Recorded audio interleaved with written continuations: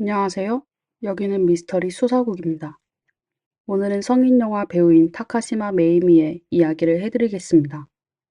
그녀는 원래 메이드 카페에서 일하는 평범한 점원이었으나 성형으로 네티즌 스타가 되었고 성인 영화를 촬영하며 하루 수백만 원을 벌었지만 결국엔 먹을 것이 없어질 정도로 궁핍해졌습니다. 그렇다면 메이드 카페 점원에서 빈곤한 AV 배우가 되기까지 그녀는 어떤 일들을 겪었을까요? 타카시마 메이미는 미야기현의 평범한 가정에서 태어났으며 아버지, 어머니, 여동생, 할아버지, 할머니, 삼촌과 함께 10명이서 살았습니다. 가족 모두가 매우 화목하게 지냈죠. 어릴 적 그녀는 성격이 매우 내성적이었고 항상 집에만 있기를 좋아하며 할머니의 책장에 가서 책을 읽곤 했습니다. 그 덕분에 독서 습관이 생겼었죠. 또한 그녀는 그림 그리기를 매우 좋아했습니다. 할머니는 그녀를 매우 귀여워하며 무엇이든 원하는 것을 최대한 들어주었습니다. 피아노를 배우고 싶어 하면 할머니는 피아노를 사주고 가정교사를 불러주었으며 영어를 배우고 싶어 하면 할머니는 그녀를 학원에 보내주었습니다. 할머니는 손녀를 예쁘게 꾸며주고 싶어 했고 종종 도쿄까지 가서 옷을 사다 주곤 했습니다. 한 번에 여러 벌을 사주기까지 했습니다. 그래서 타카시마는 할머니를 매우 좋아했으며 할머니뿐만 아니라 어머니도 그녀를 매우 사랑해 주었습니다. 자주 "너는 정말 귀엽고 예쁘다" 라고 칭찬을 받으며 타카시마는 자신이 외모에 큰 압박을 느끼지 않았습니다. 그래서 자주 자신을 애니메이션의 주인공으로 상상하기도 했습니다. 타카시마의 가장 큰 꿈은 성우가 되는 것이었습니다. 그녀는 텔레비전과 잡지에서 많은 성우들이 데뷔 전 메이드 카페에서 일했던 경험이 있다는 것을 자주 봤기 때문에 메이드 카페에 대해서도 관심을 갖게 되었습니다. 메이드 의상이 너무 귀여워서 타카시마는 매우 부러워하며 언젠가 자신도 이 일을 해보고 싶다고 생각했습니다. 메이드 카페는 역할놀이를 하는 형태의 레스토랑으로 카페의 여성 직원들이 메이드 복장을 입고 손님을 집 주인처럼 대접합니다. 이런 카페들은 대부분 도쿄에 있었기 때문에 타카시마는 고등학교를 졸업한 후 반드시 도쿄로 가기로 결심했습니다. 그녀는 도쿄의 메이지 대학교에 지원했지만 떨어졌습니다. 그래서 그녀는 도쿄의 다른 대학에 진학했으며 그녀에게는 도쿄에 갈 수만 있으면 상관없었습니다. 대학에 입학한 지 얼마 되지 않아 타카시마는 메이드 카페에 지원해 면접을 통과하고 마침내 그토록 원하던 메이드 복장을 입게 되었습니다. 손님들이 기억하기 쉽게 여자 직원들은 모두 예명을 지어야 했습니다. 다른 소녀들은 사과, 딸기, 복숭아와 같은 귀여운 이름을 지었지만 타카시마는 그다지 좋아하지 않아 메이지라는 이름을 지었습니다. 그 이유는 자신이 메이지 대학교에 떨어졌기 때문이죠. 하루는 타카시마가 우연히 인터넷 포럼에서 자신이 일하는 메이드 카페에 관한 글을 보게 되었습니다. 호기심에 클릭해서 들어갔고 그곳에서는 사람들이 카페의 여자 직원들에 대해 이야기하고 있었습니다. 메로는 귀엽지만 메이지라는 사람은 이 카페의 여자 직원들은 모두 외모가 괜찮은데 유독 한 명만 별로야. 메이지는 왜 이렇게 고릴라처럼 생겼지? 왜 이런 고릴라 같은 사람이 이 카페에 들어왔지? 이 글을 본 타카시마는 순간 화가 났습니다. 도쿄에 오기 전까지 타카시마는 항상 집에서 보살핌을 받으며 자랐고 학교를 다닐 때는 남자친구도 사귀었던 그녀는 외모에 대해 고민한 적이 없었습니다. 그녀는 자신이 큰 미인은 아니지만 화장하면 그래도 괜찮다고 생각했습니다. 그러나 메이드 카페에서 일하게 된 후 그녀는 자주 손님들로부터 다른 여자들과 비교당하게 되었고 점점 외모에 대한 불안과 슬픔을 느끼며 자신감을 잃어갔습니다. 어느 날 타카시마의 집에 동료인 딸기가 놀러 왔습니다. 둘은 사이가 좋고 자주 함께 놀곤 했죠. 딸기는 작은 키에 큰 눈을 가진 귀여운 외모를 지녔고 사람들에게 잘 다가가고 애교를 부리는 데 능했습니다. 딸기는 타카시마가 그림도 잘 그리고 피아노도 칠 수 있어 부러워했지만 타카시마는 한숨을 쉬며 말했습니다. 차라리 그림도 못 그리고 피아노도 못 쳤으면 좋겠어. 딸기처럼 이렇게 귀엽게 태어났으면 좋겠어. 그러자 딸기는 타카시마에게 쌍꺼풀 수술을 하면 돼. 나는 2만 엔으로 했어. 라고 말했습니다. 타카시마는 기뻐하며 그럼 나도 수술할 거야. 라고 대답했습니다. 그래서 타카시마는 딸기가 소개해준 성형외과에 갔습니다. 병원에서는 추가로 좀 더 세밀한 라인을 선택하라는 권유를 받았고 그렇게 하면 붓기가 적고 회복도 빨리 된다고 했지만 가격은 12만 엔, 약 118만 원으로 타카시마가 예상한 금액보다 10만 엔, 99만 원 정도 더 비쌌습니다. 그래도 아름다워질 수 있다는 생각에 타카시마는 이를 악물고 결제를 했습니다. 몇 분 후 그녀는 쌍꺼풀 수술을 마친 뒤 거울을 보며 매우 만족스러워했습니다. 거울 속 자신을 보며 자신감이 한층 더 생긴 것처럼 느꼈습니다. 그 해 타카시마는 대학교 3학년이었고 메이드 카페에서 일하기 시작한 이후로는 가족에게 생활비를 받지 않았습니다. 하지만 성형수술을 한 뒤 그녀가 저축한 돈은 거의 다 써버렸었죠. 어느 날 동료인 아미가 타카시마를 데리고 춤을 추러 갔습니다. 아마도 술기운이 있었을지도 모르지만 타카시마는 춤을 추던 중에 낯선 남자와 입맞춤을 했습니다. 타카시마가 꽤 개방적이라는 것을 알게 된 아미는 그녀에게 상수동에 있는 바에서 일해보지 않겠냐고 물어봤습니다. 거기서 일하면 돈을 잘 벌 수 있지만 아미는 자신이 잘 못하겠다고 말했습니다. 그래서 타카시마는 그 제안을 받아들였죠. 그 바에서 여자들은 특별히 적게 입고 손님들과 술을 마시며 일해야 했기에 일반적인 바보다 더 많은 돈을 벌 수 있었습니다. 타카시마는 이렇게 돈을 쉽게 벌 수 있다는 사실을 기뻐하며 출근 횟수를 늘렸습니다. 얼마 지나지 않아 그녀는 매출 1위를 기록하며 인기 직원이 되었습니다. 하지만 가끔 손님들이 지나치게 요구하는 경우가 있어 타카시마는 불쾌감을 느꼈고 그런 요구를 받는다면 차라리 성매매를 하는 게 더 나을 것 같다는 생각을 하게 되었습니다. 그래서 타카시마는 출장 서비스를 제공하는 곳에서 면접을 보고 그날 바로 일을 시작했습니다.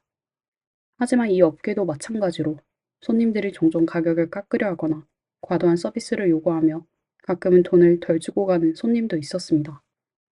타카시마는 그런 손님들에게 매우 화가 났고 수익과 안정을 보장받기 위해 그녀는 일정한 가격이 정해져 있는 정해진 가게로 옮겨갔고 거기서는 업무를 잘 수행하면 됐습니다. 그해 타카시마는 22살이었고 젊고 성실하게 일했기에 꽤 많은 돈을 벌었습니다. 은행 계좌의 숫자가 계속 늘어가는 걸 보며 타카시마는 매우 기뻐했습니다. 대학을 졸업한 후 타카시마는 한 마블 게임장에서 일하게 되었고 평소에는 롤플레잉도 즐겼습니다. 다른 여자들이 모두 예쁘고 찍은 사진들이 너무 멋있어 보이는 것을 보며 그녀는 매우 부러워했습니다. 타카시마는 종종 다른 사람들의 사진과 자신의 사진을 비교하며 내 입술은 왜 이렇게 튀어나왔지? 왜 다른 사람들은 얼굴이 이렇게 작은 거지? 라며 점점 더 힘들어졌습니다. 생각 끝에 타카시마는 낮에 일하던 일을 그만두고 유흥업소에서 풀타임으로 일하기로 결심했습니다. 몇 달간의 이른 출근과 늦은 퇴근 끝에 타카시마는 드디어 필요한 돈을 모았고 혼자서 한국으로 떠났습니다.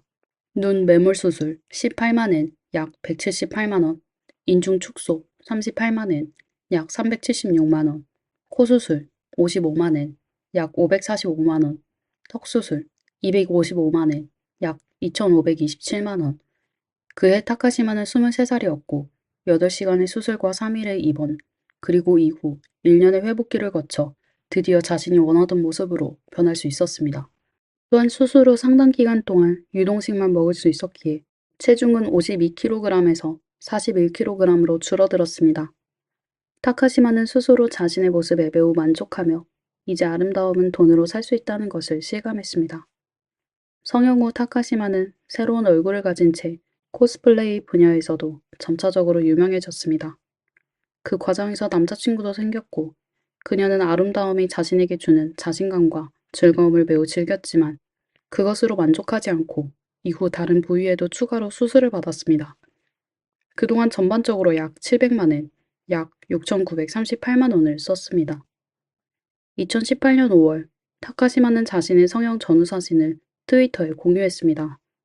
당시 그녀의 팔로워는 약 1000명 정도로 대부분은 코스플레이를 하는 친구들이었지만 그녀가 그 트윗을 올리고 나서 불과 짧은 시간 안에 10만 개 이상의 좋아요와 3만 개 이상의 리트윗을 얻었고 팔로워 수는 단숨에 2만 명으로 증가했습니다. 타카시마는 이런 상황을 처음 겪었고 어떻게 해야 할지 몰랐습니다. 네티즌들의 평가는 엇갈렸습니다. 어떤 사람들은 그녀가 예뻐졌다고 칭찬했지만 어떤 사람들은 그녀가 이렇게까지 바뀌어서 유명해지려는 것 같다고 비판했습니다. 처음에는 그런 사람들의 말에 신경 쓰지 않았고 오히려 관심을 받는 것이 기쁘다고 생각했지만 점차 상황은 예상치 못한 방향으로 흘러가게 되었습니다. 어느 날 한 네티즌이 타카시마의 실제 이름, 집 주소, 일하는 곳, 가족과 친구들에 대한 세부 정보, 심지어 그녀의 행적까지 폭로했습니다. 저는 신주쿠 지하상가에서 그녀를 봤어요. 지금 그 큰 아저씨와 함께 가고 있어요. 타카시마는 마치 자신이 감시당하는 것처럼 느껴졌고 그녀뿐만 아니라 가족과 친구들까지 네티즌들의 공격을 받았습니다. 하지만 당시 타카시마는 아무것도 할 수 없었죠. 그 시간 동안 타카시마는 너무 두려워서 인터넷도 하지 않고 출근도 하지 않고 집에만 숨어 지냈습니다. 그녀는 단지 성형사진을 공유했을 뿐인데 어떻게 이렇게 된 건지 이해할 수 없었습니다. 그녀는 점점 더 예민해지고 우울해졌으며 심지어 자살을 생각하기도 했습니다. 그동안 인터넷에서 비슷한 사례를 많이 봤고 많은 사람들이 네티즌들의 공격을 견디지 못하고 결국 극단적인 선택을 했다는 이야기도 들었습니다. 타카시마는 더 이상 이렇게 살 수 없다는 생각이 들었고 그래서 스스로를 계속해서 다독이며 마음을 추스리기 시작했습니다. 시간이 지나면서 타카시마는 다시 일어설 수 있었습니다. 연예계에 대한 관심이 많았던 타카시마는 몇 명의 같은 관심사를 가진 친구들과 함께 밴드를 결성했고 아이돌 그룹도 만들어 활동을 시작했습니다. 그러나 타카시마는 자주 말을 조심하지 않아서 소셜미디어에서 자신이 또 성형을 했다고 유흥업소에서 일한다고 공개적으로 말하는 등의 행동을 하여 밴드의 명예를 훼손했습니다. 결국 그녀는 밴드에서 해고되었고 그로 인해 많은 돈을 갚아야 했습니다. 아이돌 그룹 활동에서 음반 제작비, 훈련비, 연습 공간 대여비 등 모든 비용을 타카시마가 혼자 부담하며 약 300만에 약 2,973만 원을 썼습니다. 시간이 지나면서 타카시마는 점점 힘들어졌고 그래서 그룹의 다른 멤버들에게 훈련비를 나누어 내자고 제안했지만 멤버들은 이를 거부했습니다. 결국 그룹은 해체되었고 그녀의 남자친구도 떠났습니다. 타카시마는 매우 슬펐지만 모은 돈도 거의 다 써버려 다시 유흥업소로 돌아가게 되었습니다. 어느 날 선배가 타카시마를 데리고 신주쿠의 가부기초에 있는 호스트 클럽에 갔습니다. 타카시마는 처음으로 이런 종류의 바에 가게 되었고 그 당시 그녀는 심한 불면증과 우울증을 겪고 있었으며 밤이 오는 게 두려울 정도로 고통스러웠습니다. 누군가의 어깨에 기대고 누군가에게 이야기하고 싶었습니다. 그날 그녀 옆에 앉았던 호스트는 카나자와라는 사람이었고 그의 부드럽고 배려심 있는 모습에 타카시마는 위안을 느끼게 되었습니다. 그녀는 그 후 12만엔 약 118만 원을 지불하고 카나자와의 다정함에 빠지게 되었으며 처음 방문했기 때문에 할인을 받아 가격은 꽤 저렴했다고 느꼈습니다. 이후 카나자와는 타카시마를 집까지 데려다 주었고 3일 동안 그녀를 돌봐주었습니다. 그 기간 동안 타카시마는 편안하게 잘 수 있었고 첫 이틀 동안 두 사람은 아무 일도 일어나지 않았지만 셋째 날에는 관계를 가지게 되었습니다. 그 후 카나자와는 호스트 클럽의 기숙사를 나와 타카시마의 집에 살게 되었습니다. 타카시마는 누군가가 자신을 신경 써주고 함께 있어준다는 것에 큰 위안을 느끼며 마음이 나아졌습니다. 그녀는 이런 관계가 좋다고 생각했고 상대방이 돈만 있으면 떠나지 않을 것이라고 믿었습니다. 그 후로 타카시마는 카나자와의 가게를 자주 방문하며 매번 적어도 30만 엔을 쓰거나 많으면 몇백만 엔까지 지출했습니다. 타카시마는 카나자와를 위해 샴페인 타워나 100만 엔 이상의 술을 주문할 때마다 가게에서는 화려한 음악이 울려 퍼지고 호스트들이 모두 그녀를 위해 축하하며 환호했습니다. 그 순간 그녀는 모든 시선이 자신에게 집중되는 중심이 되었고 그로 인해 내면에서 큰 만족감을 느꼈습니다. 성형으로 인한 네티즌들의 공격, 연예계 진출 실패, 남자친구와의 이별로 겪었던 고통은 이 순간 모두 사라지는 듯 했습니다. 타카시마는 카나자와를 돕는 것이 자신을 돕는 것 같았고 자신의 삶에 의미를 부여하는 것 같다고 생각했습니다. 하지만 가게 내 경쟁자가 너무 강력해 카나자와는 결국 1위를 차지할 수 없었습니다. 또한 호스트 클럽은 12월에 이벤트를 진행해야 했고 카나자와는 300만엔 약 2,973만 원의 실적 목표가 있었습니다. 이를 달성하지 못하면 매우 체면이 구겨지기 때문에 타카시마는 걱정이 되었습니다. 그녀는 친구에게 자신의 고민을 털어놓았고 친구는 타카시마에게 성인 영화에 출연할 생각이 있냐고 물었습니다.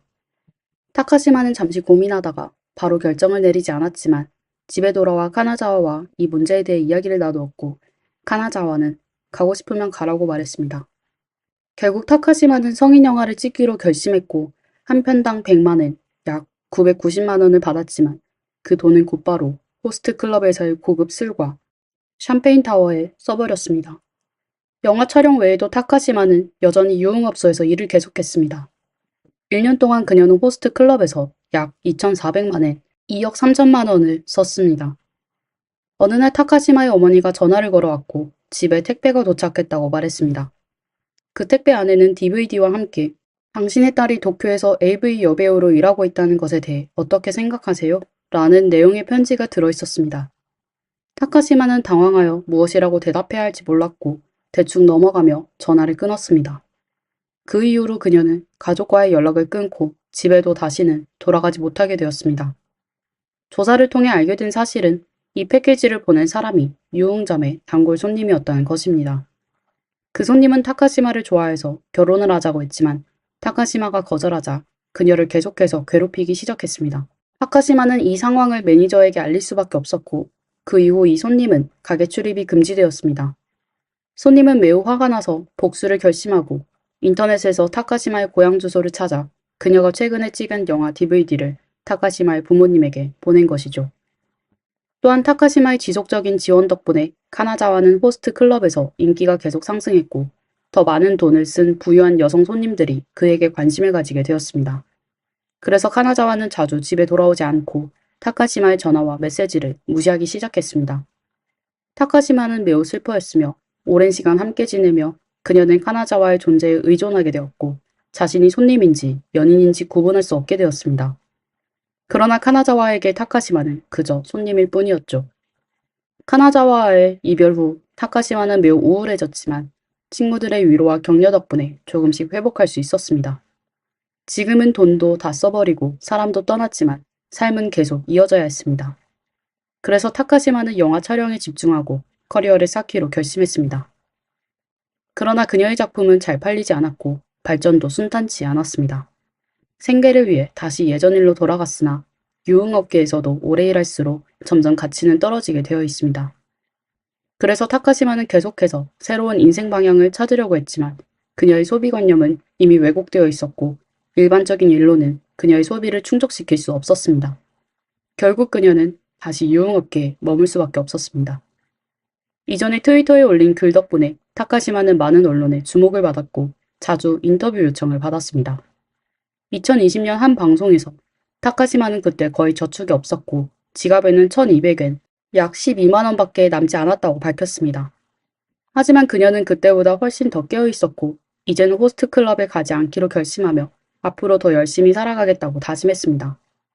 어떤 네티즌은 그녀가 자업자득이라고 말했고 또 다른 네티즌은 그녀가 사회에 왜곡된 미적 기준의 희생자라고 주장했습니다. 왜 이렇게 큰 고통을 감수하고 심지어 생명의 위협을 느끼며 성형을 해야 했는지 그건 너무 불쌍한 일이라고 했습니다. 하지만 타카시마는 자신이 얻은 것이 잃은 것보다 많다고 생각하기 때문에 후회하지 않으며 그녀를 비난하는 사람들의 말에는 신경 쓰지 않고 여전히 현재를 즐기며 살고 있다고 말했습니다. 인위적인 아름다움이 좋은지 자연스러운 아름다움이 좋은지에 대한 질문은 각자의 의견이 있을 것입니다. 시대가 발전함에 따라 사람들의 미적 기준도 계속 변하고 있습니다. 그러나 결국 가장 중요한 것은 건강입니다. 여러분은 이 이야기와 관련해 어떻게 생각하시나요? 댓글로 의견을 남겨주세요. 그럼 다음 시간에 또 만나요. 안녕하세요. 미스터리 수사국입니다. 탕모의 사고는 태국 인터넷에서 센세이션을 일으켰습니다. 태국 네티즌들이 그녀의 사고에 대해 철저한 조사를 요구하고 사건에 의문점이 많은데도 불구하고 수사는 갑자기 종결되었습니다. 오늘 저희와 같이 사건에 대해 자세히 알아봅시다. 사건의 주인공은 태국 여배우 니다 파라차 위라퐁이며 모두는 그녀를 탕모라고 불렀습니다. 그녀는 1984년에 태어나 3살 때 부모가 성격 차이로 이혼하였고 얼마 후 어머니는 재혼하게 되었습니다. 그리고 탕모는 아버지와 임대주택에 살게 되었습니다. 고등학교 때 그녀는 뛰어난 외모로 스카우트 됐는데 그 당시 아버지의 부담을 덜어주기 위해 연예계에 입문하여 생애 첫 번째 광고를 촬영하였습니다. 2002년에 탕모는 한 오디션 프로그램에서 준우승을 차지한 후 드라마에서 악역으로 출연하여 주목받기 시작했습니다. 이후 탕모는 여러 역할을 연기했고 본인의 사업을 키우기 위해 노력했지만 학업도 포기하지 않았습니다. 2007년 4월 5일 23살의 탕모는 드라마 촬영을 마치고 승용차를 운전하여 집으로 가던 중 교통사고를 당했습니다. 안전벨트를 착용하지 않은 탕모는 차 밖으로 날아가 얼굴에 심한 흉터가 생기게 되었습니다. 결국 그녀는 성형수술을 해야만 했습니다. 2013년에 그녀는 만난 지 6개월 된 가수와 약혼을 했었는데 불과 2년 만에 두 사람은 헤어지게 되었습니다. 2015년에 탕모의 약혼자는 콘서트에서 여자친구가 없다고 말하면서 두 사람이 헤어졌다는 사실이 정식으로 사람들에게 알려졌습니다. 그리고 헤어진 구체적인 이유는 알려지지 않았습니다. 탕모는 매우 슬펐지만 다행히도 잘 견뎌냈습니다.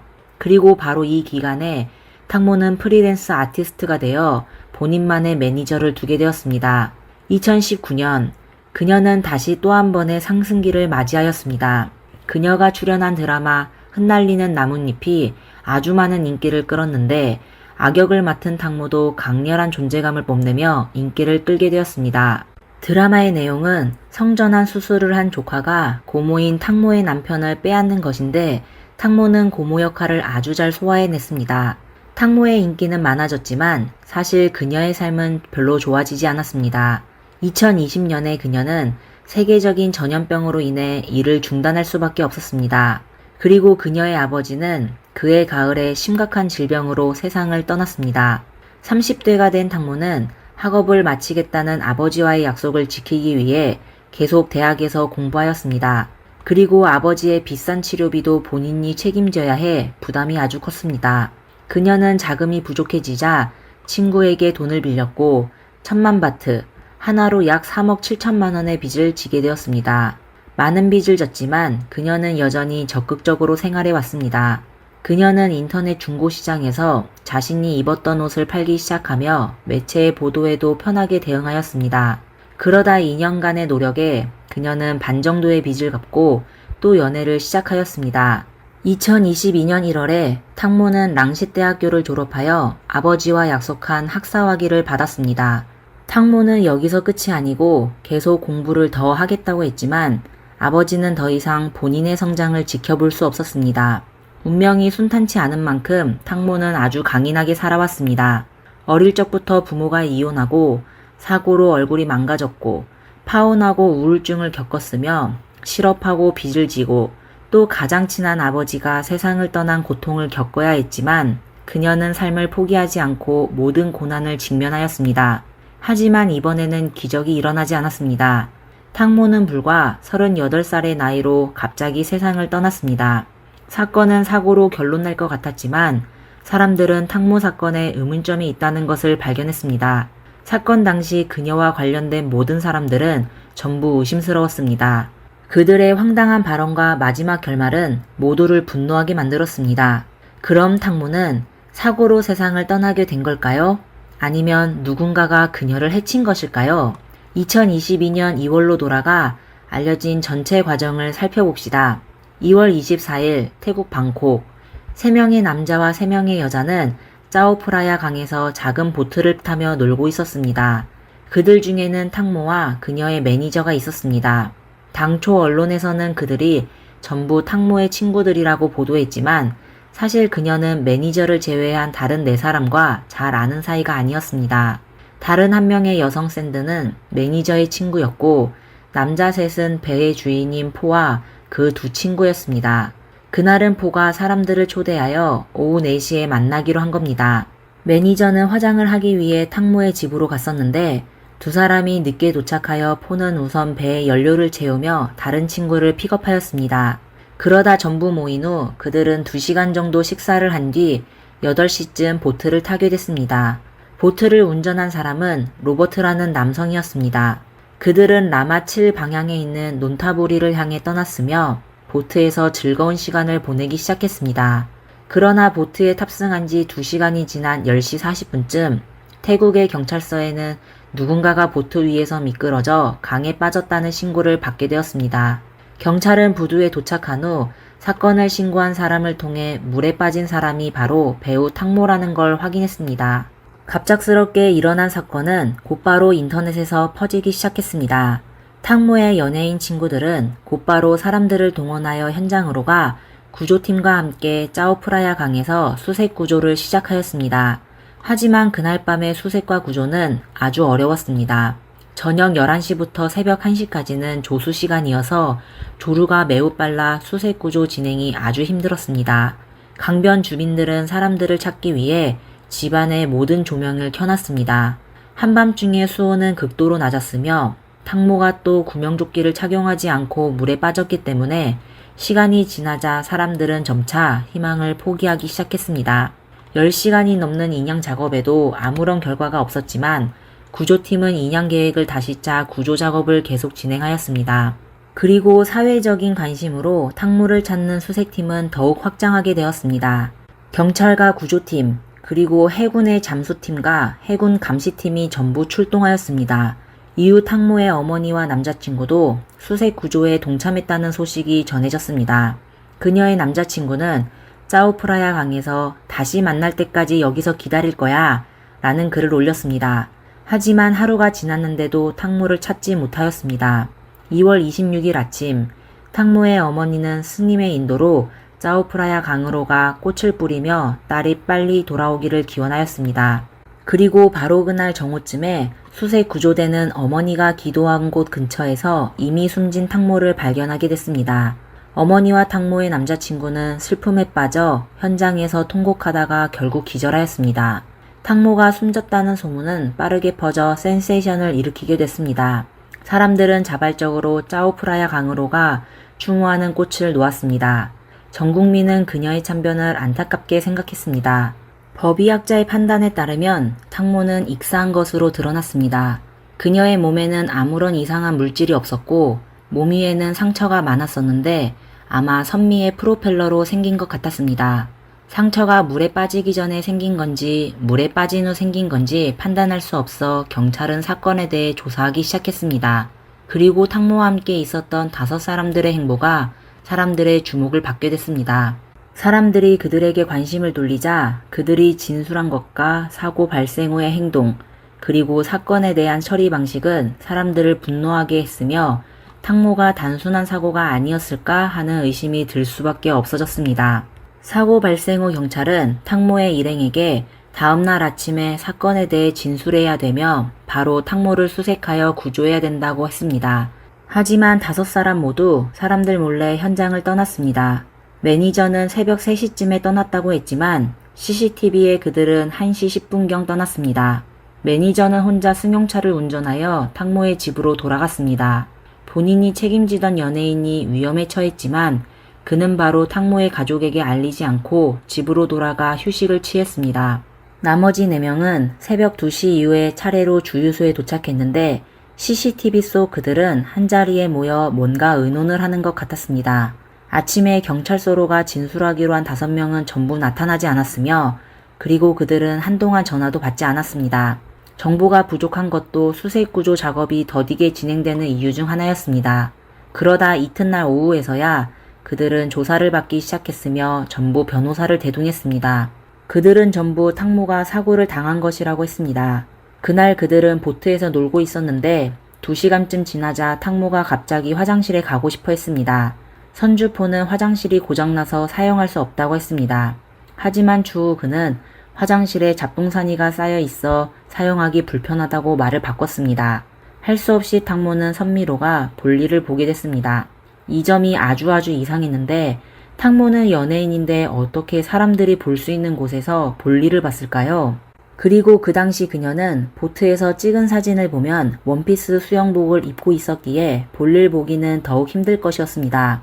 이에 매니저는 탕모가 한 손으로 수영복 아랫부분을 옆으로 밀어냈다고 했습니다. 하지만 탕모가 정말로 그런 이상한 행동을 했을까요? 앞서 언급했듯이 탕모는 매니저 외에 다른 사람들과 친분이 없었습니다. 남자들이 탕모가 문제를 해결하기 위해 선모로 가는 것을 알고 다른 곳을 본다고 하더라도 보트가 아주 작아 모르는 이성들 앞에서 볼일을 본다는 것은 매우 이상했습니다. 운전자에게 부탁해 배를 먼저 근처에 정박한 후 화장실을 찾는 게 더욱 합리적이었습니다. 하지만 나머지 5명은 한 목소리로 탕모가 선미에서 볼일을 해결했다고 했습니다. 추후의 인터뷰에서 그 당시 함께 보트에 탑승한 샌드라는 다른 여성은 현장에서 발생한 장면을 몸으로 재현하였습니다. 그 당시 샌드를 제외한 다른 사람들은 전부 앞을 보고 있었으며 샌드만 선미에 누워 다리를 선미에 두었습니다. 탕모는 쪼그려 앉은 자세로 균형을 유지하기 위해 샌드의 다리를 잡았는데 갑자기 균형을 잃어 뒤로 넘어지게 됐습니다. 하지만 그들의 증언은 점점 혼란스럽게 됐습니다. 잠시 후에는 탕모가 갑자기 손을 놓아 물에 빠지게 된 것이라고 하고 그 이후에는 탕모가 선미까지 걸어가다가 흘린 포도주를 밟아 미끄러져 물에 빠졌다고 했습니다. 그리고 선주는 배가 운행 중이라 누구도 탕모가 물에 빠졌다는 걸 눈치채지 못했다고 했습니다. 그러다 탕모가 배에서 떨어진 걸 알게 되자 그들은 그녀를 찾기 시작했습니다. 구조대가 현장에 도착하고서도 그들은 1시간 넘게 탕모를 찾고 있었다고 했습니다. 거의 100만 명의 사람이 그 생방송을 시청했었는데 그런 말도 안 되는 과정을 대중은 받아들이지 않았습니다. 스타가, 더욱이 여성이 자신의 이미지를 고려하지 않고 그런 짓을 하지 않을 겁니다. 그리고 탕모가 발견된 후 경찰이 확인한 결과 그녀의 옷은 벗겨진 적이 없어 경찰은 선미로가 볼일을 봤다는 말이 확실하지 않다고 했습니다. 그리고 사고가 발생한 보트가 정박한 후 어쩌면 탕모를 다치게 했을 프로펠러가 사라졌습니다. 하지만 경찰은 이에 관심을 두지 않고 인양하지 않았습니다. 그 대신 비정부 단체들이 자발적으로 프로펠러를 찾기 시작했는데 언론의 압력으로 경찰도 합류하게 됐습니다.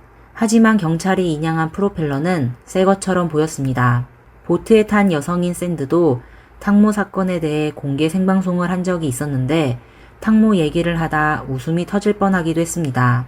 그러다 옆에 있는 사람들로부터 여러 번 눈치를 받은 후에야 엄숙하게 행동하였습니다. 물론 그들의 말을 가장 믿지 못한 사람은 탕모의 가족들이었습니다. 그녀의 어머니는 사건이 발생하자 자신의 태도와 의문을 표현하였습니다. 탕모와 다른 5명의 사람은 식사한 후 보트를 탔었습니다. 탕모는 매니저 외에 누구도 몰랐습니다. 그럼 그들이 탕모와 같이 있게 된 목적은 무엇일까요? 탕모는 수영을 잘하는데 어떻게 물에 빠지자마자 사라졌을까요? 수년간 탕모와 함께 일하며 친자매처럼 지내던 매니저 크라틱은 왜 사건 이후 전화를 받지 않고 사라졌을까요? 이에 탕모의 친구들은 게시글을 올려 사실을 밝혀달라고 하였습니다. 대부분의 사람은 탕모가 타인에게 참변을 당한 것으로 믿었습니다. 그리고 네티즌들은 이미 여러 가지 상황을 추측했습니다. 탕모의 어머니는 한 뮤직비디오가 담긴 CD를 받았는데 안에는 사람이 익사한 장면이 있으며 글씨체가 난잡한 편지가 있었습니다. 그녀는 누군가가 본인을 협박하는 것으로 여기고 바로 경찰에 제출했습니다. 또한 믿을 만한 친구로부터 딸이 간 모임이 단순한 파티가 아니라 사실 뒷거래를 하던 모임이라는 말을 들었습니다. 탕모의 어머니와 그녀의 친구들은 탕모가 그런 거래를 절대 받아들이지 않았을 거라고 했습니다. 그녀가 만약 그런 모임을 받아들인다면 그렇게 많은 빚이 있을 수 없을 겁니다. 이에 어머니는 딸이 아주 큰 타격을 받았을 거라고 했습니다. 사람들은 보트에 재벌 몇 명이 있었기에 탕모가 보트에 탑승한 후 단순한 모임이 아니라는 걸 알고 심하게 거부하여 1명 혹은 여러 명의 재벌들이 불만을 표해 보트 안에서 반드시 무슨 일이 있었을 거라고 믿었습니다. 그들의 몸에는 이상한 상처가 있었는데 폰은 기자가 본인의 멍자국을 촬영한 걸 보고 기자에게 사진을 삭제해달라고 강력히 요구한 적도 있었습니다. 그리고 그들은 탕모를 찾다 다치게 된 것이라고 똑같이 답하였습니다. 사람들은 그들이 보트에서 신체 접촉을 하여 다치게 된 거고 탕모가 숨지게 되자 그녀를 강안으로 던진 거며 그녀와 같이 있던 사람들이 범인을 두려워하거나 책임을 회피하기 위해 같이 거짓말하게 된 것이라고 추측하였습니다. 그러다 사건의 중요한 단서가 나타나게 되었습니다. 2022년 3월 초 차오프라야강 CCTV 영상이 유출됐는데 그 당시 장면이 찍힌 것 같았습니다. 하지만 확대한 화질은 아주 흐렸습니다. 어렴풋이 운행 중인 보트의 뒤쪽에서 누군가가 갑자기 물에 빠진 것 같았습니다. 물에 빠지는 속도와 거리로 볼 때 외력이 있는 것 같았습니다. 그리고 다른 각도에서 찍힌 영상으로 볼 때 배 위에 남자 3명과 여자 2명이 있었습니다. 배 밑바닥의 물속에는 누군가가 물에 떠있는 하얀 물건을 잡으려고 했지만 한 남자가 그 물건을 옮겼습니다. 인근 주민들이 찍은 영상에서도 배 밑에 뭔가 있는 것 같았습니다. 하지만 영상이 전부 모호하여 경찰은 이를 증거로 사용할 수 없었습니다. 경찰은 사건을 수사하며 이미 몇십 개의 영상을 확보하였습니다. 사건에 대한 하나의 루머가 있었는데 사실인지는 확인할 수 없었습니다. 역시 뒷거래 관련 루머인데 배에 탑승한 재벌들이 아니라 그들이 감당할 수 없는 숨겨진 거물이 있다는 것입니다. 매니저는 50만 바트, 하나로 약 1870만 원을 받아 탕모를 모임에 데려갔습니다. 보트에 탑승한 사람들은 탕모가 거래에 동의하면 그녀를 호텔로 보내려고 했습니다. 그리고 만약 그녀가 거절하면 그들은 거물의 지시에 따라 그녀를 해결하기로 한 것입니다. 이 루머는 매니저의 채팅 내용이 인터넷에 올라오면서 확산되었습니다. 그녀가 돈을 받은 것은 인정했지만 사실인지는 확인할 수 없었습니다. 보트에 총 5명이 있었는데 그들 중 가장 이해하기 힘든 사람은 매니저 크라틱이었습니다. 그녀는 사건 발생 이후 승용차를 탑승하여 탕모의 집으로 돌아갔지만 차를 운전한 사람은 그녀가 아니었습니다. 크라틱은 조수석에 앉아 있었고 그녀의 차 뒤에는 흰색 차가 그녀를 따라가고 있었습니다. 듣기로 운전자는 검은 옷을 입은 여성이었는데 두 사람이 탕모의 집에 도착한 후 같이 집 안으로 들어갔습니다. 그러다 잠시 후 검은색 옷을 입은 여성이 탕모의 집에서 나와 흰색 승용차를 타고 떠났습니다. 잠시 후 매니저도 나왔는데 그녀는 경비원에게 누구도 들이지 못하게 하라고 지시하였습니다. 사건이 사람들에게 알려진 후 크라틱은 경찰에게 얘기한 대로 집으로 돌아가지 않고 로버트라는 남자와 같이 거리에서 산책했고 흰색 차를 타고 함께 떠났습니다. 그렇게 많은 일을 한 동안에도 탕모가 물에 빠졌다는 사실을 그녀의 어머니에게 말하지 않았습니다. 탕모 어머니가 매니저에게 왜 그랬는지를 질문하자 매니저는 아줌마와 잘 모르는 사이다. 전화할 수 있는 사이가 아니었다. 아줌마가 이미 주무실 것 같았고 또 다이빙을 할 줄 몰라 도움이 안 됐을 것이다. 는 이유를 댔습니다. 탕모가 위험에 빠졌을 때 매니저가 생각해낸 변명은 정말 어처구니 없었습니다.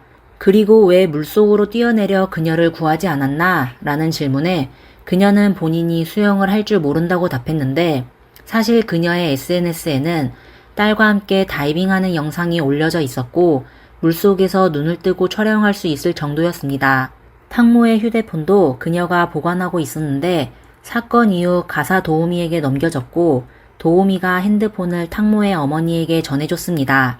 그 당시 탕모의 팬들은 그녀의 SNS 계정을 유심히 살펴보며 탕모가 갑자기 나타나 본인이 안전하다는 게시글을 올리길 바랬습니다. 하지만 모두가 기대한 게시글은 보지 못했으며 오히려 7개의 글이 없어졌습니다. 총 2,000개가 넘는 게시글이 있어 어떤 내용이 삭제되었는지 확인하기 어려웠습니다. 핸드폰의 비밀번호는 매니저만 알고 있었는데 그녀는 계속 내가 한 게 아니다. 내가 아니다. 탕모가 핸드폰 비밀번호를 알려주긴 했지만 매번 잠금 해제를 하고 나면 잊어버려 사실 기억해두지 않았다 라고 하며 게시글을 삭제한 적 없다고 했습니다. 그녀의 거짓말은 상황을 더욱 복잡하게 만들었고 또 사람을 의심하게 했습니다. 그녀는 또 자신의 친구에게 불행이 생기는 걸 절대 원하지 않는다고 거듭 강조하였습니다. 매니저의 입장에서 보면 아티스트가 숨지게 되면 그녀는 직업을 잃게 되고 돈 버는 길이 없어지게 되는 겁니다. 이런 상황에서 사람들은 매니저의 진술에 분노하게 되었습니다. 생방송 중 진행자는 그녀에게 탕모는 당신을 정말 사랑합니다. 만약 당신이 강물에 빠지게 되면 탕모는 무조건 강가에서 당신이 보일 때까지 기다릴 겁니다. 그렇지 않으면 당신을 구하기 위해 강 안으로 뛰어들어갈 겁니다. 어쨌건 집으로 돌아가 편히 자지는 않았을 겁니다. 라고 말했습니다. 평상시 두 사람의 관계는 아주 친했었는데 탕모는 심지어 매니저에게 본인의 옷까지 선물해 줬었습니다. 매니저가 SNS에 올린 사진 속에서 입고 있는 옷들은 거의 탕모가 입었던 것들이었습니다. 기자 간담회에서 착용한 선글라스는 사건 당일 탕모가 착용했던 것이었습니다. 매니저는 탕모에게서 많은 걸 얻게 됐습니다. 얼마 안 돼 그녀의 개인정보가 노출됐는데 그녀는 그녀가 가장 친했던 친구의 남편과 몰래 딸을 낳았습니다. 결국 그 남자는 그녀를 떠났고 그녀는 딸과 힘들게 살게 됐는데 탕모가 그 어린아이를 입양하여 6년 동안 친자식처럼 보살펴줬습니다. 심지어 보험에 가입하여 수익자를 그녀의 입양된 딸로 정했었습니다. 만약 그녀에게 무슨 일이 생기면 입양된 딸은 거액의 보상금을 받게 될 것입니다. 그리고 그 돈은 사실 크라틱이 받게 될 겁니다. 정확한 액수는 모르겠지만 결코 적지 않을 것입니다. 그리고 보험금이 크라틱이 사람을 해치는 동기일 수도 있습니다. 이에 네티즌들은 탕모의 매니저가 탕모와 함께 지내며 상대방이 고생하는 건 보이지 않고 돈 버는 것만 지켜보다 질투하게 되어 결국 보험 사기를 쳐 단번에 돈을 벌려고 한 것이라고 추측했습니다. 이렇게 그녀는 탕모가 모르는 사람을 불러 파티를 하며 심야에 짜오프라야강 위에서 사고를 일으켰습니다. 물론 그녀는 네티즌들의 추측을 강력하게 부인했지만 사건 당시 그녀의 수상한 행동과 거짓말은 부인할 수 없었습니다. 그리고 그녀는 사고 발생한 시간을 숨기려고 했는데 아주 이상했습니다. 사람들은 단체 사진이 저녁 9시 56분에 찍었고 매니저의 개인 사진은 저녁 10시 6분에 찍어 사고 발생 시간이 저녁 10시 40분쯤이라고 생각했습니다.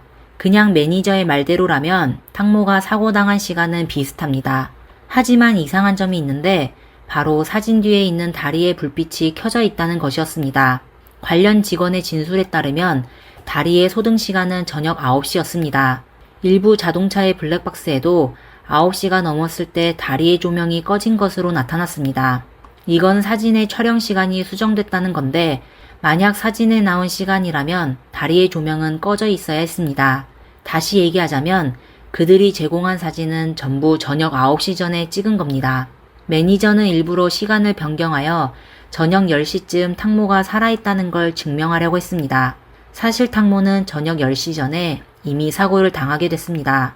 보트에 탑승한 5명은 오랜 시간을 이용하여 현장을 처리했으며 또 일부러 화장실을 훼손하고 자파를 뒀습니다. 그들이 모든 준비를 다 했을 때 이미 1시간이 넘었는데 그때서야 경찰에 신고했습니다. 이렇게 구조대원이 현장에 도착했을 때 탕모는 이미 숨진 지 오래됐습니다. 5명의 변명은 점점 더 모순이 많아졌습니다. 모두가 탕모를 위해 정의를 구하고 있을 때 탕모의 어머니는 이해할 수 없는 일을 하였습니다. 사건이 발생한 지 불과 일주일 만에 그녀는 한 토크쇼에서 사건에 관련된 부유한 사업가 포를 용서했다고 말했습니다. 그녀는 포가 진심으로 사과했습니다. 그는 내 앞에서 무릎을 꿇고 사죄하며 탕모처럼 저를 잘 챙겨주겠다고 약속했습니다. 저는 그때 그를 100% 용서하였습니다. 라고 말했습니다.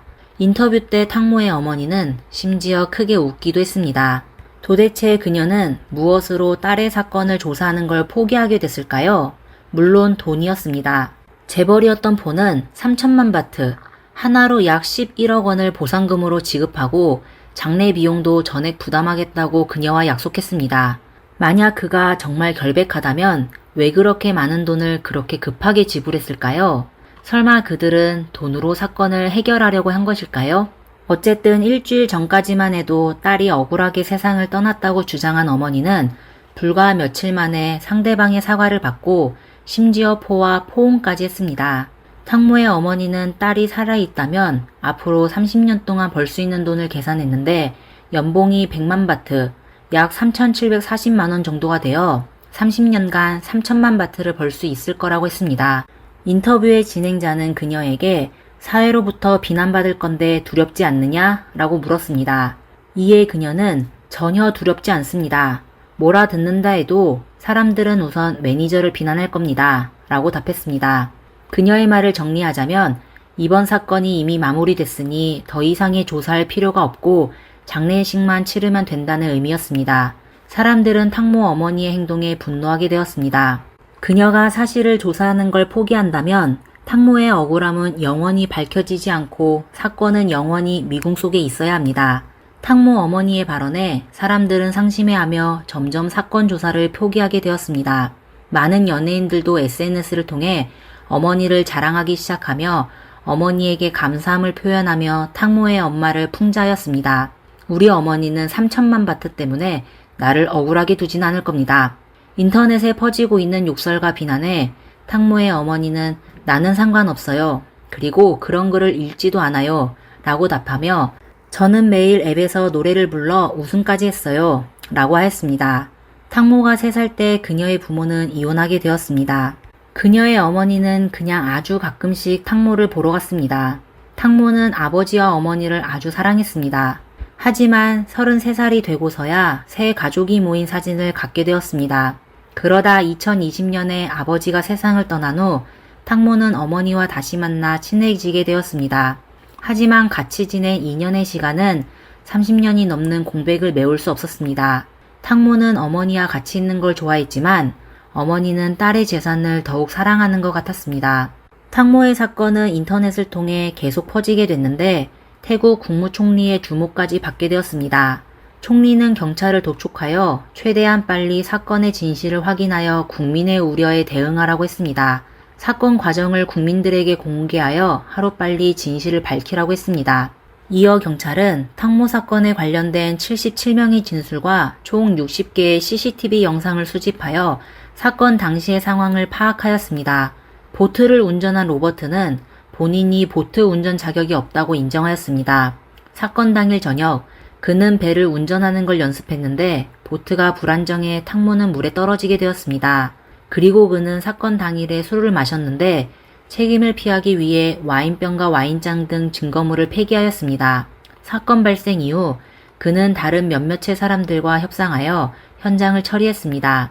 그리고 탕모의 어머니는 사건이 점점 커지게 되자 말을 돌리며 3천만 바트가 단지 그녀의 심리적 기대일 뿐이라고 말했습니다.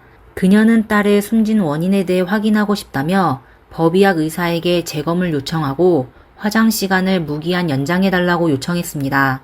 그녀는 탕모의 법의학 검사 결과가 나오면 딸이 물에 빠지기 전에 이미 다쳤던 건지 확인하여 딸이 사고인지 타인으로 인해 세상을 떠나게 됐는지 알 수 있을 거라고 했습니다. 2022년 3월 11일부터 13일까지 탕모의 장례식은 태국 방콕의 한 교회에서 치르게 됐습니다. 사회 각계각층의 친구들과 팬들은 그녀의 장례식장에 모여 그녀에게 애도를 표했습니다. 탕모의 남자친구는 그녀를 위해 특별히 반지까지 준비했습니다. 2022년 4월 26일 오후 태국 경찰은 기자회견을 열어 탕모 사건에 대한 조사를 종결했다고 발표하며 기자들의 질문에 답하였습니다. 탕모는 본인의 부주의로 물에 빠진 것은 아니지만 누군가가 계획하여 그녀를 해친 것도 아닙니다. 그녀는 단지 보트에 탑승한 사람의 과실로 세상을 떠나게 된 겁니다. 경찰은 탕모와 같이 보트에 탑승한 사람들에게 과실치사, 탈죄방조, 은폐, 증거인멸, 허위증언 등으로 기소했지만 그들은 전부 보석으로 풀려났습니다. 2023년 5월 10일 태국 스타 탕모의 익사 사건에 대한 판결이 발표되자 인터넷에서 화제가 되었습니다.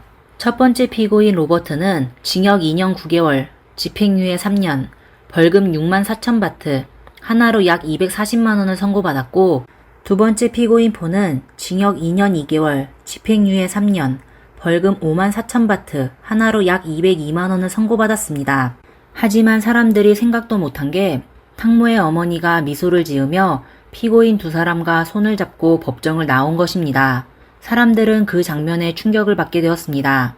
앞서 탕모의 어머니는 보트의 주인과 또 탕모와 같이 보트에 탑승한 사람 중 남자 재벌을 용서하고 그들로부터 보상금 3천만 바트, 하나로 약 11억 원을 받았었습니다. 탕모의 어머니는 보트 주인을 용서하는 건 돈과 아무 상관이 없다고 강조하며 보트 주인이 사건 이후에 그녀에게 자주 전화하여 안부를 전하고 사과하여 그녀를 감동하게 했다고 했습니다. 사실 탕모의 어머니가 돈 때문에 감동을 받게 된 건지는 그녀만 알고 있을 겁니다. 사건 판결에 대해 탕모의 어머니는 아주 만족하였습니다. 그녀는 피고인 2명이 자신의 아들 같은 존재라며 항상 그녀를 잘 보살펴줬다고 했습니다. 그리고 피고인 2명도 탕모의 어머니가 그들을 용서해줘 고맙게 생각한다고 했습니다. 그들은 법원의 판결을 받아들이며 앞으로도 탕모의 어머니를 계속 돌볼 거라고 했습니다. 팬들과 네티즌들은 불만이 많았지만 법원의 판결을 존중할 수밖에 없었고 탕모의 어머니에 대해서는 그냥 어이없다고 생각할 수밖에 없었습니다. 오늘의 영상은 여기까지입니다.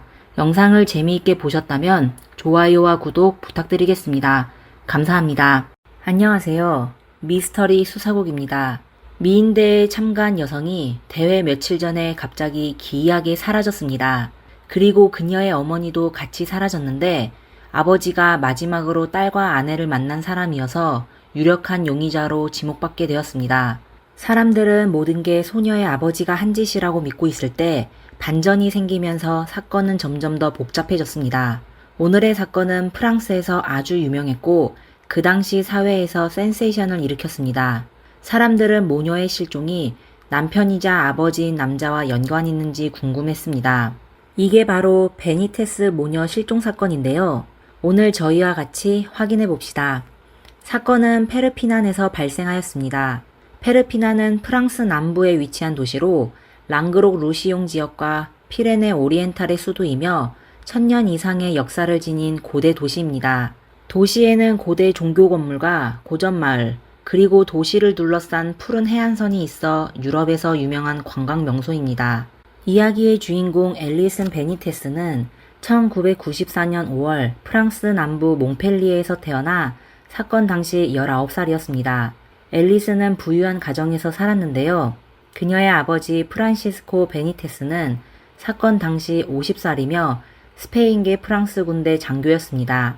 그리고 그녀의 어머니인 마리 조제 베니테스는 그 당시 53세이며 전업주부였습니다. 앨리스는 단장하기를 좋아해서 미용사를 꿈꿔왔습니다. 그녀의 부모는 명량한 딸을 보물처럼 여기며 항상 딸을 아끼며 지지해줬습니다. 앨리스는 가끔 친구들과 배구를 하고 영화를 봤었는데 그녀의 아버지는 딸이 어디 나가고 싶어 할 때면 바로 하고 있는 일을 내려놓고 딸을 가고 싶은 곳으로 데려다 줬습니다. 18살의 앨리스는 예쁜 미모를 가지고 있었고 미용사 일을 하고 있었습니다. 어느 날 그녀는 부모에게 미인 선발대회에 나가고 싶다고 말했습니다. 딸이 어릴 때부터 TV 속 스타가 되는 걸 꿈꿔왔기에 그녀의 부모는 딸의 생각을 적극적으로 지지하였습니다. 앨리스는 그 대회를 매우 중요하게 생각하여 최선을 다하기 위해 미용사 일을 과감히 그만두었습니다. 앨리스는 뛰어난 외모로 행사 주최 측뿐만 아니라 많은 사람들의 관심을 받았으며 가장 인기 있는 대회 참가자 중 한 명이 되었습니다. 그녀가 참가한 미인대회는 미스 랑그록 루시용이라는 지역 행사였습니다. 랑그록 루시용은 프랑스 남부에 있는 오래된 지역으로 평소엔 프랑스 남부라고 불립니다. 미인 선발대회 상위 몇 명의 우승자는 지역 대표자로 미스 프랑스의 전국 대회에도 참가할 수 있었습니다. 처음 대회에 참석한 앨리스는 대회에서 4위를 차지했습니다.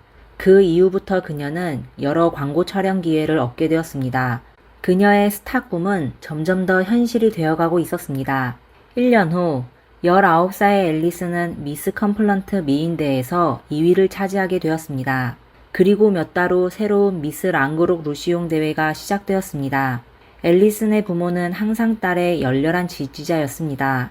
그리고 앨리슨의 체중 조절과 몸매 유지를 도와줬으며 경기 전에 필요한 훈련을 하는데 도움을 주었습니다. 일가족은 이번 대회에서 우승을 목표로 최선을 다해 준비했습니다. 하지만 경기를 며칠 앞두고 앨리슨이 기이하게 사라졌습니다.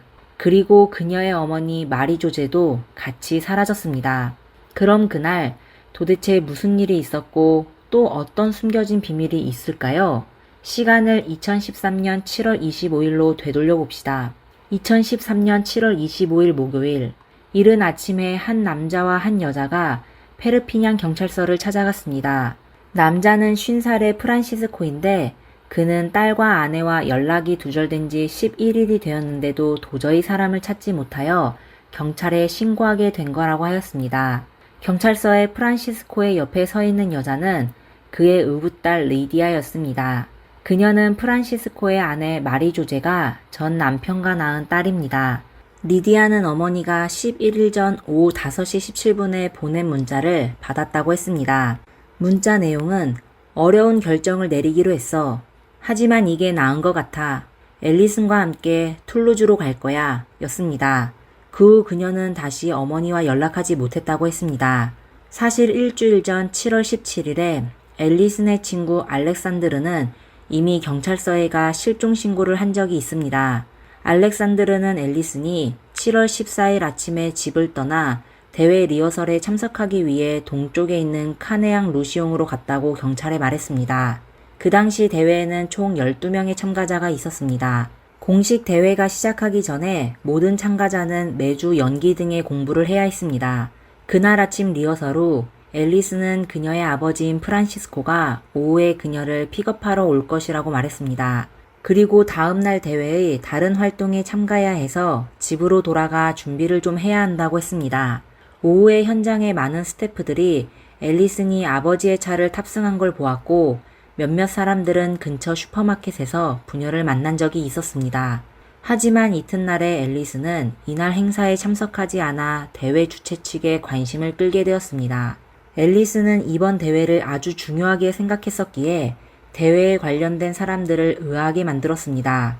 주최 측은 앨리슨에게 연락을 시도했지만 전화가 연결되지 않아 그의 친구 알렉산드르에게 연락했는데 알렉산드로도 앨리슨에게 연락을 취할 수 없다고 말했습니다.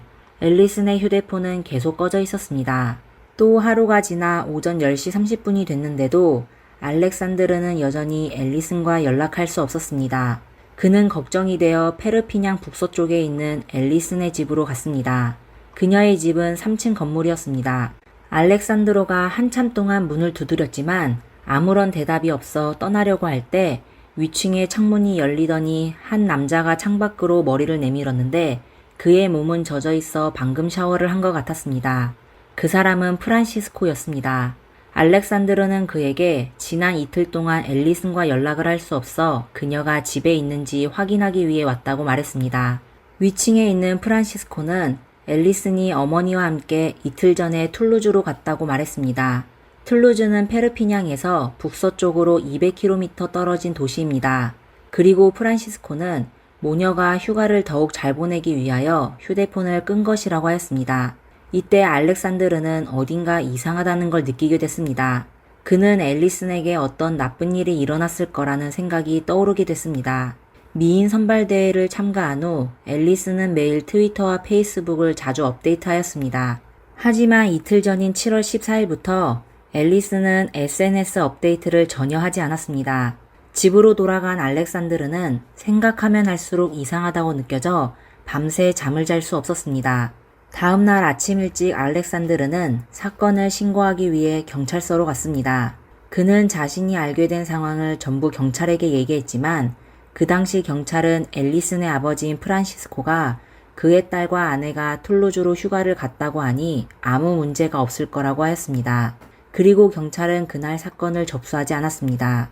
그러다 8일 후 프란시스코와 그의 우부딸 리디아가 경찰서로 가 실종 신고를 하고서야 경찰은 모녀가 실종된 것으로 판단하게 됐습니다. 프란시스코는 자신과 아내의 관계가 좋지 않아 이미 오랫동안 각방을 썼다고 했습니다. 같은 집에 살았지만 같은 방을 쓰지 않았습니다. 7월 14일 프란시스코와 그의 아내 마리조제는 크게 싸우게 됐는데 아내는 짐을 챙겨 딸 앨리슨과 함께 집을 떠났습니다.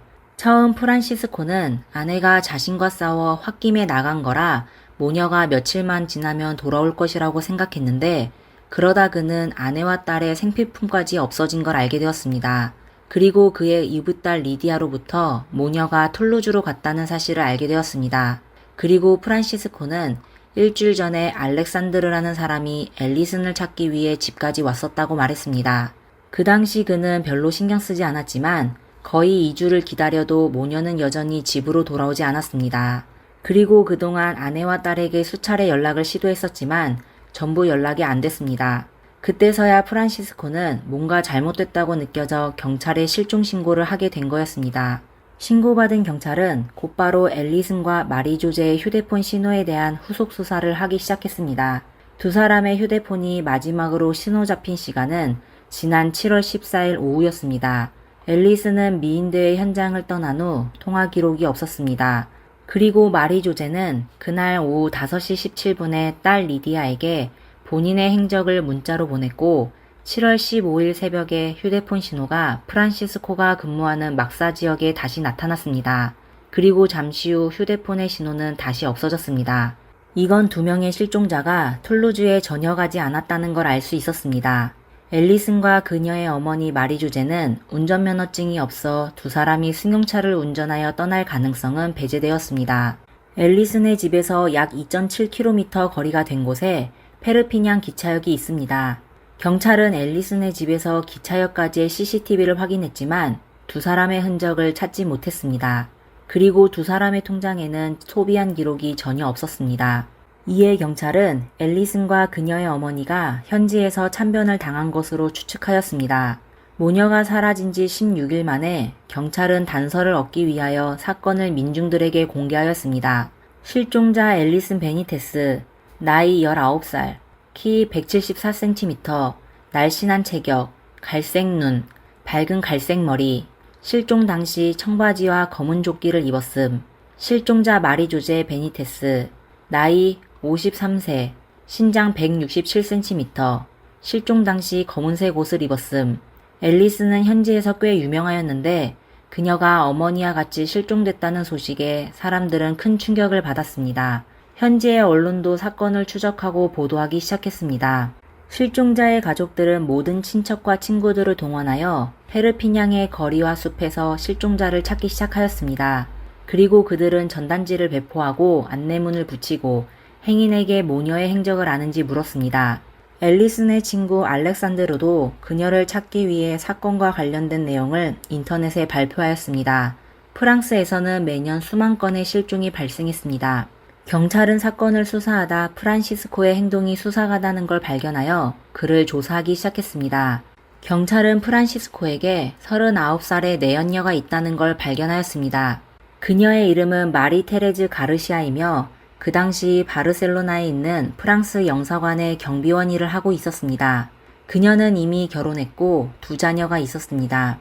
앨리슨 모녀가 실종되기 3개월 전부터 그녀는 프란시스코와 사귀기 시작한 겁니다. 그리고 모녀가 실종되기 이틀 전에 프란시스코는 내연녀를 만나기 위해 바르셀로나로 갔었습니다. 이 사실이 사람들에게 알려지자 프란시스코는 거의 모든 언론의 일면을 차지하게 되었습니다. 일부 언론은 앨리슨이 우연히 아버지의 외도 사실을 알게 되어 어머니에게 알려줘 어머니와 아버지가 싸우게 된 것이고 그 후 프란시스코는 실수로 아내를 숨지게 했으며 본인의 범행을 감추기 위하여 그는 딸도 같이 숨지게 했다고 추측하였습니다. 점점 더 많은 언론의 보도로 앨리슨 실종 사건은 프랑스 전역에서 센세이션을 일으키게 되었습니다. 그러다 프란시스코가 다른 사건에도 연루되어 있다는 것이 사람들에게 알려졌습니다. 프랑스 남부 도시인 림에서 한 사람이 경찰에 연락하여 그녀의 여동생 시몬 올리베이라 알베스가 9년 전에 사라져 다시 나타나지 않았다고 했습니다. 그녀는 여동생의 실종이 사고가 아니라고 추측하였습니다. 시몬이 실종됐을 때 남자친구의 아이를 임신하고 있었는데 그 남자친구가 바로 프란시스코였습니다. 브라질 국적의 시몬은 30살에 실종되었습니다. 그녀는 이혼한 적이 있으며 4자녀를 키우면서 님에 있는 술집에서 트레이너 일을 하고 있었습니다. 그녀는 술집에서 프란시스코를 알게 됐는데요. 그 당시 프란시스코가 님으로 파견된 건데 얼마 안 돼 두 사람은 사귀게 되었으며 동거까지 하였습니다. 그러다 어느 날 시몬은 4자녀를 친척에게 맡기고 갑자기 사라졌습니다. 프란시스코는 경찰의 신문에 시몬이 집을 떠나기 전에 그와 싸웠었는데 그녀가 집안의 모든 물건을 챙겨 떠났다고 했습니다. 프란시스코도 휴대폰을 꺼내 시몬이 다시는 돌아오지 않겠다는 문자 메시지를 보낸 것을 경찰에게 보여주었습니다. 시몬 사건은 앨리슨 모녀의 실종 사건과 유사한 점이 있습니다. 하지만 두 사건을 연결할 수 있는 증거가 없었습니다. 경찰은 앨리슨 모녀가 실종된 지 18일 후에 프란시스코의 집을 찾아갔습니다. 프란시스코는 살이 엄청 많이 빠져 있었는데 이전의 건장한 모습과는 완전히 달랐습니다. 그의 동의하에 경찰들은 그의 집으로 들어갔습니다. 그의 집은 마치 철저히 청소한 것처럼 깨끗하고 깔끔했습니다. 경찰은 그의 집에서 앨리슨과 마리조제의 여권을 발견하였는데요. 이건 두 사람이 출국하지 않았다는 걸 증명하였습니다.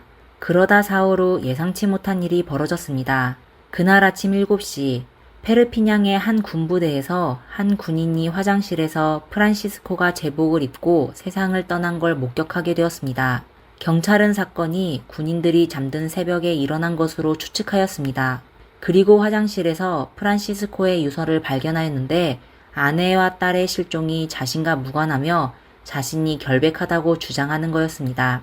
그는 사람들의 비난을 참을 수 없어 극단적인 선택을 하여 본인이 억울한 누명을 받게 됐다는 걸 증명하였습니다. 그리고 프란시스코는 동영상 하나를 남겼습니다. 영상은 하루 전 프란시스코의 의붓딸 리디아의 도움을 받아 촬영한 것인데요. 영상 속 프란시스코는 머리가 창백하고 수염이 헝클어져 매우 초췌해 보였습니다. 그의 얼굴은 10파운드 이상 빠진 것처럼 움푹 들어가 있었습니다. 프란시스코는 스페인어 억양으로 자신의 결백을 주장했습니다. 그는 떨리는 목소리로 우리는 가족이고 다른 가족과 마찬가지로 기복이 있습니다. 나를 잘 아는 사람은 앨리슨이 내 전부라는 걸 알고 있습니다. 지금 나의 머릿속에는 온갖 생각들이 가득합니다.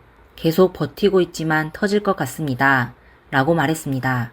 영상이 끝날 때 프란시스코는 아내와 딸을 하루빨리 찾을 수 있기를 바란다고 강조했습니다. 촬영하고 있는 의붓딸 리디아도 영상에서 여러 차례 울컥하였습니다. 그녀는 항상 의붓아버지를 믿었습니다. 그리고 프란시스코는 일부 친척과 친구들에게 이메일을 보내 자신이 너무 고통스럽다고 말했습니다. 프란시스코 베니테스는 1963년 12월에 스페인 알헤시라스에서 태어났으며 아버지는 의료보조원이고 어머니는 전업주부였습니다. 4명의 자녀가 있었고 프란시스코는 막내로 태어나 가족들의 사랑을 받아왔습니다. 여러 가지 이유로 프란시스코의 부모는 그를 가톨릭 기숙학교 세우타로 보내 공부하게 하였습니다. 그러다 프란시스코가 20살이 지나고서야 알헤시라스의 집으로 돌아가게 되었습니다. 그러다 23살의 프란시스코는 스페인 군대에 입대하여 군영에서 살기 시작했습니다. 1년 후 그는 국경을 넘어 프랑스 웨인 부대 1등병으로 입대하게 되었습니다. 그 부대는 150명의 다양한 국적의 군인으로 구성되어 있었습니다. 프란시스코는 25살에 프랑스 동남부의 도시 마르세유에서 업무 집행하던 중 한 술집에서 웨이터를 하는 마리 조제를 알게 되었습니다. 그녀는 4자녀를 둔 미혼모였습니다. 프란시스코는 종종 마리 조제를 보기 위해 술집을 방문하였습니다. 그는 4명의 아이들에게 간식과 장난감을 자주 가져다 주어 아이들은 그를 아주 좋아하여 아버지라고 부르기도 하였습니다. 그러다 마리 조제는 그와 사귀게 되었고 결국 앨리슨을 낳게 되었습니다. 프란시스코는 앨리슨을 매우 사랑했으며 그들은 마르세유에서 행복한 삶을 살고 있었습니다.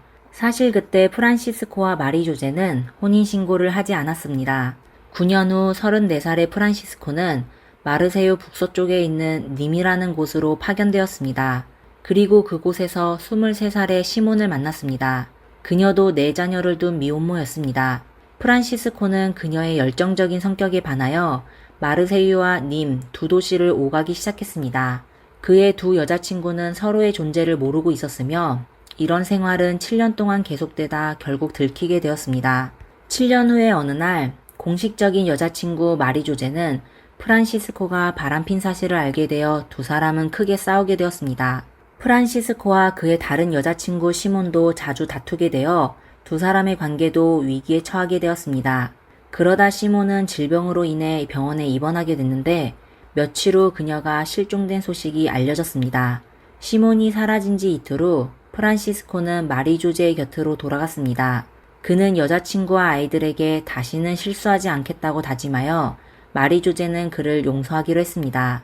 그러다 2년 후 2 사람은 정식으로 혼인신고를 하였습니다. 그리고 47살이 된 프란시스코는 승진하게 되어 그는 가족을 데리고 페르피냥으로 이사하게 되었습니다.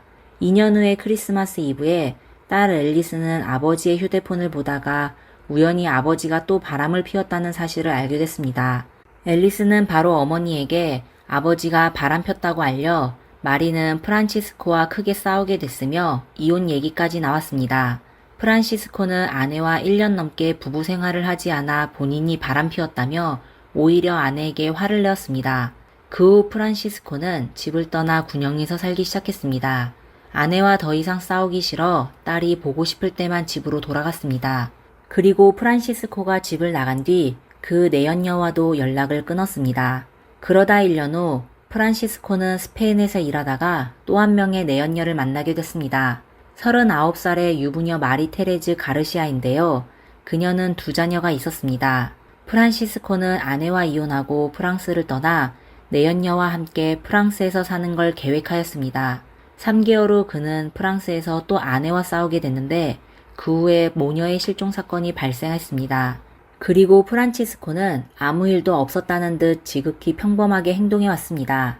그는 실종 사건이 발생하고 5일 만에 내연녀를 집으로 데려가 밤을 함께 보냈습니다. 그러다 일주일 후 아내의 친척과 친구들의 압력으로 프란치스코는 경찰서로 가 아내와 딸이 실종됐다고 신고했습니다. 그는 우붓딸 리디아에게 본인이 아내와 싸워 그녀가 딸을 툴루즈로 데려갔다며 만약 아내와 딸에게 무슨 일이 생기면 그도 더 이상 살지 않겠다고 했습니다. 모녀가 실종된 지 보름이 지난 어느 날 저녁 프란시스코는 우붓딸 리디아에게 동영상 녹화를 도와달라고 부탁하여 인터넷에 올렸습니다. 프란시스코는 카메라를 바라보며 딸 앨리슨과 아내 마리조제의 실종은 자신과 아무 관련이 없다고 거듭 강조하며 더 이상 이유 없이 여론의 비방과 비난을 받고 싶지 않다고 했습니다. 그리고 그날 저녁 10시에 프란시스코는 한 친척의 집을 방문하였는데 그는 좋지 않은 느낌이 든다고 했습니다. 친척은 그의 말을 듣고 걱정되어 그에게 하룻밤 묵고 가라고 했지만 프란시스코는 거절하였습니다. 그러다 자정에 프란시스코는 군영으로 돌아갔습니다. 그러다 새벽 3시 30분에 그는 내연녀 마리 테레지에게 전화를 걸어 너무 피곤하다고 말했습니다. 상대방이 그를 걱정하자 프란시스코는 그녀에게 사진을 보내며 안정시켰습니다. 잠시 후 마리 테레즈는 그가 걱정되어 다시 그에게 전화를 하여 충동적인 행동을 하지 말라고 했습니다. 프란시스코는 전화를 하는 동안 계속 울기만 하고 딸 앨리슨이 그에게는 전부였다고 반복하여 말하였습니다. 그를 아는 사람은 그가 앨리슨을 얼마나 사랑하는지 알고 있었습니다. 그리고 통화가 끝난 후 새벽 4시에 프란시스코는 군영 화장실에서 숨을 거뒀습니다. 3일 후 마리 테레즈는 프란시스코가 세상을 떠나기 전에 보낸 소포를 받게 되었습니다. 소포 안에는 보라색 스카프와 나중에 이해하게 될 거야, 사랑해 라고 적힌 손편지가 있었습니다. 마리 테레즈는 프란시스코의 행동을 이해할 수 없었습니다.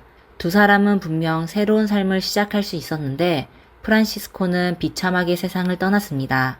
그의 떠남으로 마리 테레즈는 아주 슬퍼했습니다. 마리 테레즈는 항상 프란시스코의 결백을 믿었습니다. 하지만 경찰은 그렇게 생각하지 않고 여전히 프란시스코의 범죄 증거를 수집하였습니다. 그러다 경찰은 모녀가 실종 3일 만에 프란시스코가 갑자기 집에 있던 냉장고를 부대로 옮긴 걸 발견하였습니다. 그는 전우를 집으로 불러 냉장고를 같이 옮겼는데요. 전우는 프란시스코의 집 싱크대에서 붉은 자국을 목격했었다고 했습니다. 그리고 프란시스코는 상점에서 많은 소독제와 부식성 물질을 구입했습니다.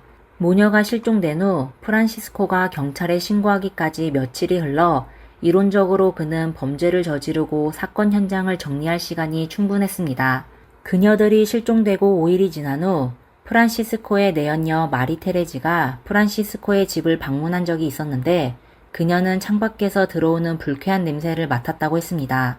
그 당시 프란시스코는 그 냄새가 이웃집 쓰레기통에서 나온 거라고 말했습니다. 경찰은 냄새가 이웃집에서 난 것이 아니라 1층 차고에서 난 것이고 그러면 차고가 범죄 현장일 수 있다고 추측하였습니다. 경찰은 프란시스코가 아내와 딸을 차고지 아래 공간에 숨겼을 수 있다고 생각하여 차고에서 루미놀 테스트를 진행했는데 역시 형광 반응이 나왔습니다.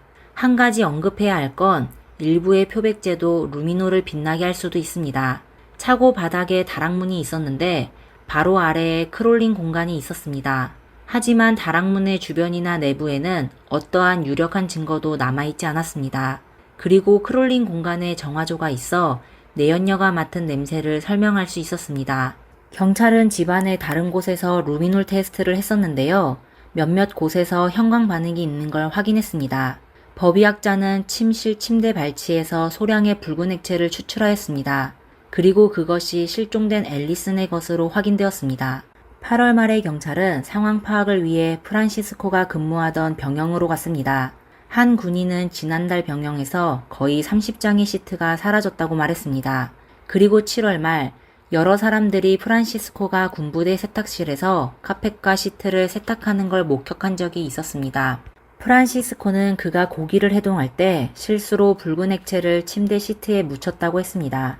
경찰은 군대에서 사라진 시트가 그가 무언가를 포장하는 데 사용했을 가능성이 있다고 생각했습니다. 법의학자는 군대의 세탁기와 프란시스코의 냉장고에서 전부 붉은 액체 성분을 추출했습니다.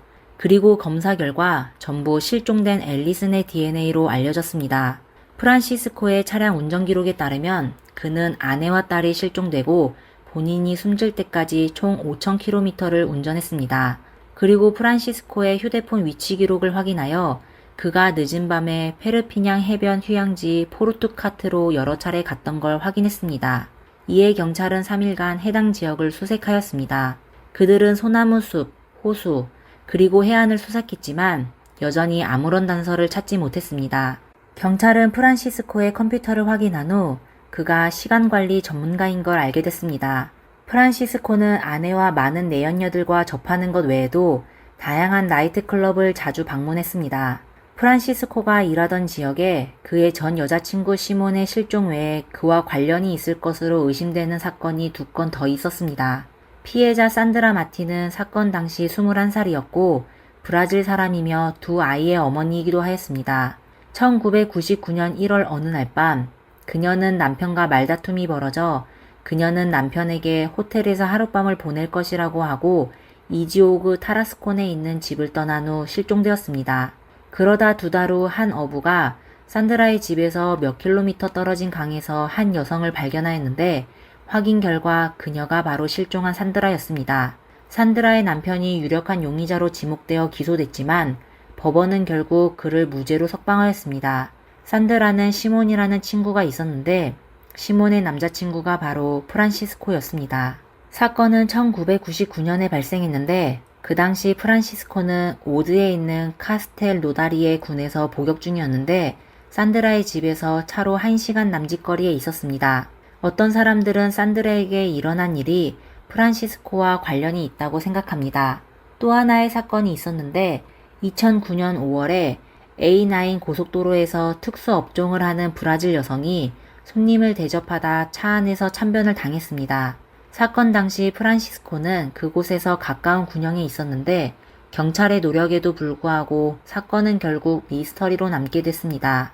그 지역에서 갑자기 사라진 3명의 젊은 브라질 여성은 프란시스코와 어느 정도 연결되어 있었습니다. 하지만 오늘날까지도 아무도 프란시스코를 고소하지 않았습니다. 그리고 그가 세상을 떠나고 나서 진실은 더욱 알 수 없게 됐습니다. 경찰은 피해자의 집에서 발견된 단서로 프란시스코가 범행을 저질렀을 가능성이 매우 높다고 추측하였습니다. 하지만 프란시스코의 의붓딸 리디아는 계속해서 의붓아버지가 결백하다고 믿었습니다. 오늘날까지 앨리슨과 마리조제의 실종은 미스터리로 남아있습니다. 그들이 어디에 갔는지 아직 살아있는지는 아무도 모릅니다. 그리고 앨리슨이 사라진 후 미스 랑그롱 루시옹 미인대회에 1년의 이상한 일들이 일어나면서 미인대회는 8월 11일 공식적으로 종료되었습니다. 앨리슨은 이전 미인대회에서 준우승한 친구가 있었는데 그녀도 그 당시 대회에 참가하였습니다. 하지만 9월 10일 경기가 끝난 후 그녀는 자택에서 알 수 없는 이유로 숨진 채 발견되었습니다. 그때가 앨리슨 모녀가 사라진 지 거의 2달이 지났고 프란시스코가 숨진 지 1달 이상이 지난 시점이었습니다. 기이하게도 그 당시 대회의 우승자인 노마 줄리아도 우승을 하고 얼마 안 돼 19분 사진을 촬영한 것이 사람들에게 알려져 우승 타이틀을 박탈당하게 되었습니다. 지금까지 이 이야기에 아마 프란시스코가 범인이라고 믿는 사람이 많을 것입니다. 그렇게 많은 우연이 한 사람에게 밀집되어 발생한다는 건 불가능했습니다. 그는 동기가 있으며 시간도 맞았고 그가 계속해온 행동과도 동일하였습니다. 하지만 감정적인 측면을 전부 제거하고 순수하게 이성적으로 사고한다면 프란시스코가 범인이라는 증거가 부족해 보였습니다. 법원에서도 이 사건의 범인이 누구인지를 밝히지 않았습니다. 만약 추측으로도 사람들의 생각을 바꿀 수 있다면 그럼 다음과 같은 가능성이 있지 않을까요? 프란시스코는 앞선 사건과 관련이 있을 수 있지만 모녀의 실종에는 아무런 책임이 없을 겁니다. 사건이 발생했을 때 앨리스는 미인대회를 참가하고 사람들의 주목을 받고 있을 때입니다. 그녀는 그 대회를 아주 중요하게 여기며 우승을 목표로 했는데 우연히 미인대의 비하인드 스토리를 알게 되어 그녀가 너무 화가 나서 어머니에게 그 사실을 말했는데 그 2사람은 참변을 당하게 된 겁니다. 사건 이후 사람들은 프란시스코를 용의자로 지목하게 되고 이게 바로 범인이 기대했던 결과이기도 할 것입니다. 진범은 프란시스코가 그의 아내와 갈등이 있다는 사실을 이용하여 사람들의 시선을 그에게 몰았습니다. 그리고 범인은 본인을 사건과 관련 없게 한 겁니다. 진짜 그렇다면 정말 완전 범죄라고 할 수 있겠습니다.